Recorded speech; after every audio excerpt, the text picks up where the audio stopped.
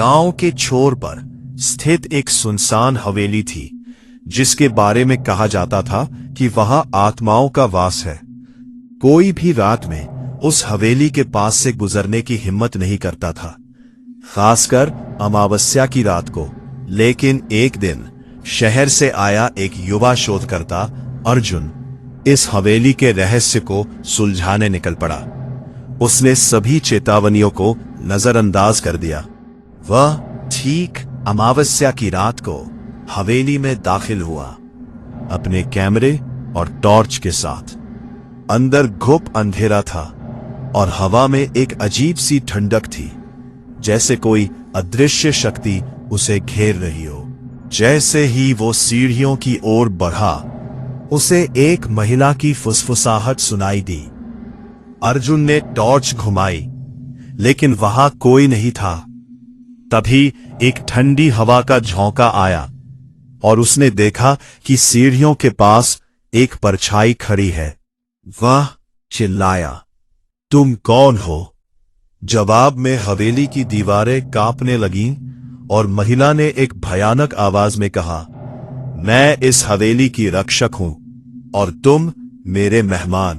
अर्जुन के हाथ से टॉर्च छूटकर जमीन पर गिर गई और रोशनी बुझ गई। पूरी हवेली एक बार फिर घुप अंधेरे में डूब गई, सिवाय उस महिला की लाल चमकती आंखों के। हवेली के अंदर की हवा अचानक भारी हो गई। अर्जुन ने भागने की कोशिश की, लेकिन उसके पैर जैसे जमीन से चिपक गए थे। वह छायाकार आकृति अब एक खौफनाक रूप ले चुकी थी। उसके चेहरे पर मांस नहीं था, केवल चमकती लाल आंखें और नुकीले दांत थे। अगले दिन सुबह जब सूरज की पहली किरण गांव पर पड़ी, तो स्थानीय लोगों ने हवेली का दरवाजा खुला पाया। अर्जुन का कहीं पता नहीं था।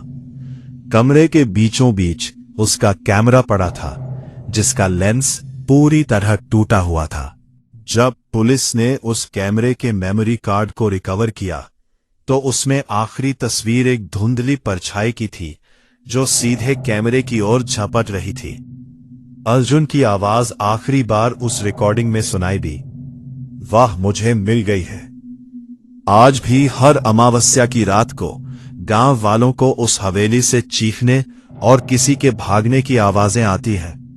लोग कहते हैं कि अर्जुन अब उस हवेली का नया कैदी बन चुका है और वह छाया अब अगले मेहमान का इंतजार कर रही है।